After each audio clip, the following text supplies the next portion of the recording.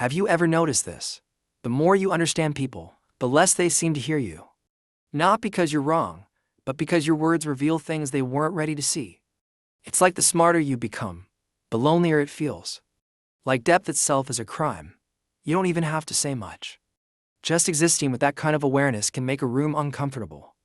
You become a mirror, and not everyone wants to look, but it's not your fault.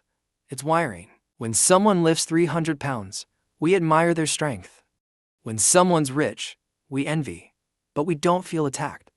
But when someone walks in with a mind that cuts through noise, it threatens people, not because it's loud, but because it reflects back what they've been avoiding. And brains hate that. The mind is built for comfort, not clarity. We evolved in tribes, where fitting in meant survival. So, when you show up with insight, contradiction, or truth, the ancient brain doesn't say, wow, interesting. It says, danger, disruptor, exile them.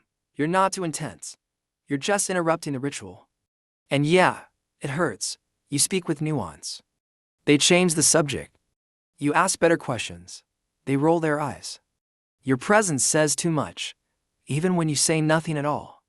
Sometimes deep thinking doesn't feel like a gift. It feels like walking into a room tuned to static while you hear the full symphony. It's not arrogance, it's awareness. But awareness can be isolating in a world that prefers white noise.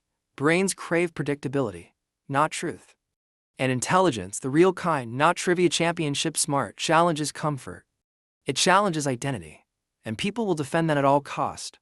So your brain whispers, keep it light, don't go too deep, make it easier for them. But here's the part no one admits. Your silence doesn't make them safer. It just makes you smaller. And you've waited long enough to be understood. That tension you feel. It's the cost of constantly dimming your truth. You walk into a group, say something real, and the room shifts. It's not what you said, it's what it did. You didn't mean to expose anyone, but clarity has a habit of doing that. If this hits something real in you, pause and drop a comment. Not for me, for the part of you that's been waiting to feel understood. The irony?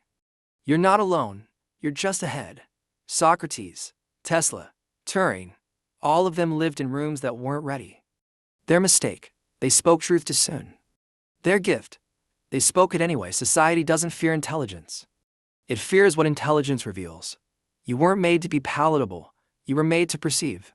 You're not hard to love, you're just hard to lie to. Being too much is another word for being ahead of your time.